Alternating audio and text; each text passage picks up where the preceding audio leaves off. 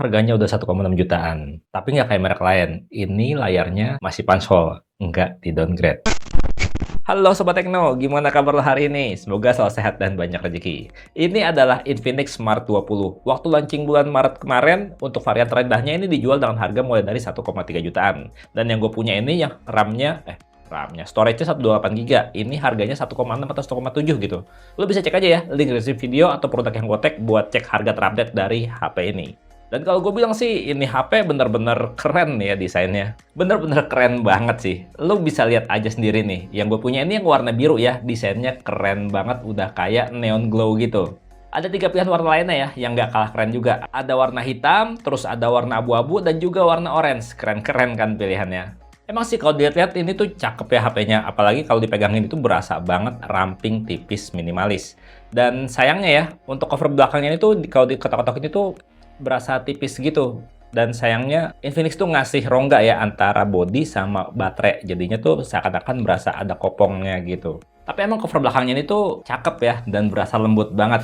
Pakai bahan dasar polikarbonat yang di finishing matte dan juga ada kesan glowing-glowing neon gitu. Jadi kelihatan dan berasa mewah pada saat disentuh. Di sektor bagian kameranya lo bisa lihat sendiri, ini tuh dia nggak pakai plate lagi. Jadi bener-bener unibody antara komplek kamera dengan bodi belakang. Cuma dibikin dual tone aja. Kalau bagian kameranya itu dia glossy, sementara bagian cover bodi belakangnya dominan ngedoff gitu. Asli keren sih kalau gue bilang. Dan kalau ngeliat frame bodinya ini masih terbuat dari bahan polikarbonat juga, dan untuk tepiannya juga dibikin membulat jadinya nggak akan berasa tajam pada saat digenggam.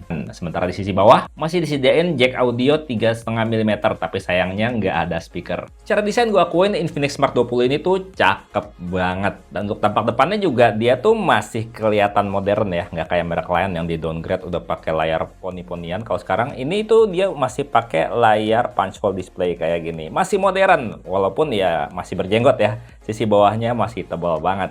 Yang pasti secara desain ini keren. Dan ngomongin layarnya nih, HP dia itu punya kualitas layar yang udah cukup oke kalau gue bilang. Pakai layar IPS 6,78 inch yang refresh rate-nya tuh udah mulus banget, udah 120 Hz, udah kelas gaming.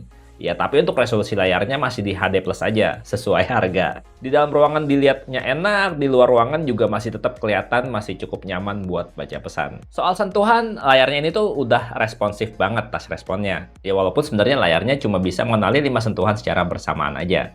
Nggak masalah dong cuma 5 sentuhan secara bersamaan. Kan main HP, main game gitu paling banyak juga pakai 4 jari, 2 jempol, 2 telunjuk. Iya nggak? Dan untuk bagian audionya, ini HP udah dibekali teknologi tuningan DTS yang bikin suara tuh berasa lebih sauron ya kalau lo dengerinnya pakai earphone. Ya tapi kalau misalkan dengerinnya pakai speaker HP-nya langsung ya jadi berasa mono karena emang speakernya cuma satu di sisi atas aja. Dan karakter suaranya kalau disetel dengan volume maksimal ya, punya power yang cukup baik, berasa kenceng tapi nggak berasa cempreng. Karakter suaranya flat tapi detailnya masih cukup kedengeran banget. Kayak gini suaranya.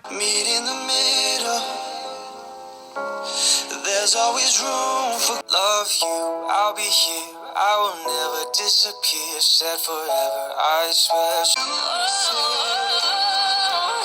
I cry every night. We can fall, we can fly, keep our heartbeat steady. I don't place. Still I dream and still I as we walk by. Dan buat lo yang ngincer HP ini tuh buat jadi andalan buat cari duit gitu ya, jadi ojek online misalnya, yang sering keluar ruangan, nggak salah juga sih, karena HP ini udah terproteksi IP4 rating. Panci kartunya juga udah terlindungi seal karet yang mencegah debu dan cairan masuk. Kalau cuma kesiram atau kehujanan dikit, masih aman. Oh iya, ngomongin slot kartu, ini HP tuh udah triple slot kan ya, bisa dual SIM plus microSD berbarengan. Dan microSD-nya dia bisa baca up to 2 TB. Tapi siapa juga ya yang pasangin microSD 2 TB di HP ini? Nggak mungkin ada kayaknya. Malahan microSD-nya daripada HP-nya. Dan di sektor daya tahan baterai udah kuat lah seharian. Karena HP ini punya kapasitas baterai 5200 mAh. Ya, sedikit lebih gede ya dibandingkan standar baterai HP tahun lalu yang dimana cuma goceng aja. Ini udah 5200 mAh. Dan waktu gue tes ya di dalam ruangan dengan koneksi jaringan internet WiFi, dipakai buat tiktokan sejam, baterainya cuma berkurang 6% aja. Atau secara teori bisa 16 jam kalau tiktokan seharian. Dari situ udah kelihatan kan kalau HP ini tuh daya tahan baterainya bisa banget untuk nemenin kita seharian. Ya, cuma sayang aja kalau misalkan udah lowbat, ngecasnya masih berasa lama banget. Karena HP ini cuma bisa support speed charging maksimal 15 watt aja. Dimana waktu gua tes pakai charger yang udah 100 watt nih, ngecas sejam keisi cuma 38%, 2 jam keisi cuma 73%, dan butuh waktu 3 jam 2 menit untuk penuh 100%. Jadi saran gue kalau mau ngecas mendingan malam aja pas mau tidur, biar paginya pas kita mau jalan udah penuh. Kan yang penting baterainya awet. Iya nggak? Dan untuk HP kelas low segment ya, ini tuh HP punya sensor yang udah cukup komplit. Ya kalau untuk keamanan udah punya sensor sidik jari samping ya buat buka kunci HP. HP ini juga dikasih sensor infrared yang posisinya tuh nyamar sebagai kamera kedua ya, yang bikin HP ini bisa jadi remote universal buat kendaliin TV, AC, dan perangkat elektronik lain. Kalau dipakai buat jadi penunjuk jalan, fitur GPS-nya juga udah cepet dan akurat baca lokasi kita. Nggak bakalan yang namanya nyasar kalau lo bisa baca peta. Kalau untuk NFC belum ada, jadinya kalau pengen baca saldo money ya nggak bisa pakai HP ini. Pinjam HP temen aja, kalau nggak ke ATM sekalian. Nah, kalau untuk sensor dasar lainnya udah lumayan komplit sih. Udah punya sensor cahaya untuk mengatur kecerahan layar secara otomatis. Punya juga sensor magnetik, jadi HP ini tuh bisa fitur kompas. Dan HP ini juga masih punya sensor gyroscope dong. Iya, walaupun masih virtual gyro. Jadi kalau buat main game PUBG Mobile ya ngebidik musuhnya nggak bisa pakai gyro sih. Soalnya kalau gyro software tuh bakalan loncat-loncat gyronya. Dan ngomongin PUBG Mobile, kalau buat main game ini HP juga udah lumayan enak buat game-game kasual. Misalnya lo pakai buat main game PUBG Mobile nih, udah bisa jalanin game dengan settingan grafis Smooth Ultra, terus Balance Ultra, dan mentoknya di SD High. Tapi yang gue mainin ini, yang lo lihat ini, gue lagi main di settingan grafis Smooth Ultra. Bisa stabil lancar loh di 40 fps selama main. Ada drop-drop dikit tapi masih enak stabil. Ya sayang aja gyroscope-nya virtual ya. Kalau hardware aja, tambah enak banget nih buat main PUBG Mobile. Kalau dipakai buat post rank Mobile Legends juga bisa di settingan grafis serata kanan dengan grafis ultra dan frame rate high. Dan seperti yang lo lihat nih ya, bisa lancar di 60 fps selama main. Yang penting pastiin aja internetnya cepet, nggak pakai lelet. Ya tapi menurut perasaan gue ya saat main berasa agak berat aja sih. Jadi biar lebih aman, gue saranin kalau main settingan grafisnya disesuaikan aja ya, jangan dikasih maksimal. Ya intinya kalau buat main game, asal game-gamenya nggak berat-berat banget, ini udah cukup mantap. Nah sementara kalau untuk di sisi software nih, HP ini udah menggunakan sistem operasi Android 16 dan pakai sistem UI buatan sendiri yang namanya XOS 16. Mungkin karena HP ini RAM-nya kecil ya, jadi HP ini tuh nggak punya fitur pengganda aplikasi. Nggak bisa menggandakan aplikasi chatting sama sekali. Dan kalau lo butuh fitur AI, ada nih yang namanya Infinix AI. Ada Flux Voice sebagai smart assistant ya. Ada juga fitur dokumen asisten yang bisa ngerangkum atau membuat summaries dari dokumen. Ada AI Writing, ada AI Note, dan juga AI Text Generator buat lo bikin gambar yang keren-keren versi ala-ala AI gitu. Sayangnya untuk softwarenya ini gue nggak tahu nih bakalan dapat berapa kali Android update. Dan nggak ada informasi juga mengenai software update untuk security-nya tuh berapa tahun didukungnya. Tapi menurut pengalaman gue ya, yang namanya Infinix Smart Series ya nikmatin aja Android 16 selamanya gitu. Kalau dikasih update alhamdulillah, nggak dikasih update ya nikmatin aja. Sekarang kita bahas bagian kameranya nih, yang kelihatannya keren banget ya desainnya. Untuk urusan fotografi maupun videografi, HP ini tuh ngandalin kamera utama 8 megapiksel, yang bukan lensanya kecil ya, cuma f2.0.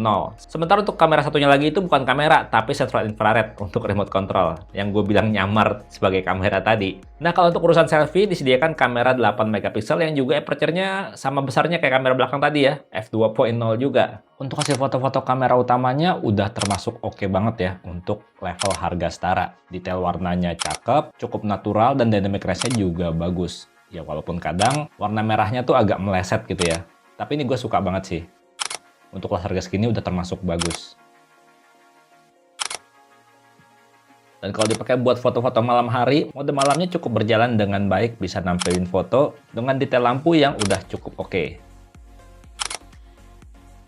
Nah, kalau untuk foto-foto kamera depannya, udah berasa foto kayak kamera belakangnya. Secara kualitas mirip-mirip sama kamera belakang. Udah oke banget sih untuk kelas harga segini. Perekaman video kamera depan, Full HD 30 fps, kualitasnya kayak gini. Dynamic range-nya ya lo bisa lihat sendiri. Tuh, gelap, tahu nggak langitnya putih doang gitu.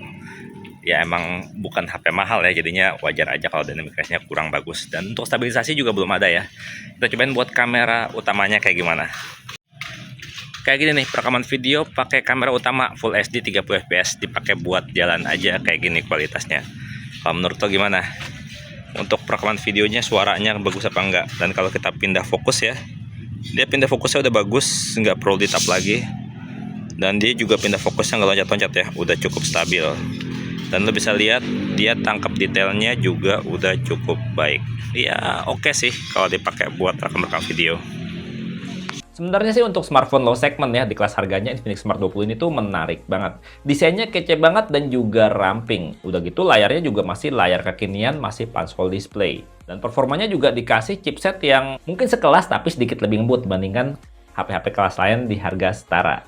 Kalau HP lain kan pakai Unisoc T7250, kalau ini kan udah Dimensity. Helio G81. Kalau menurut lo gimana? Infinix Smart 20 ini? Jangan lupa komentarnya, dan gue pamit sampai jumpa di video berikutnya. Bye-bye. Gitu, biasanya spek kayak gini tuh harganya paling 12, sekarang 17, 16. Rupiah anjlok. Bukan cuma RAM doang yang langka, rupiahnya lemah.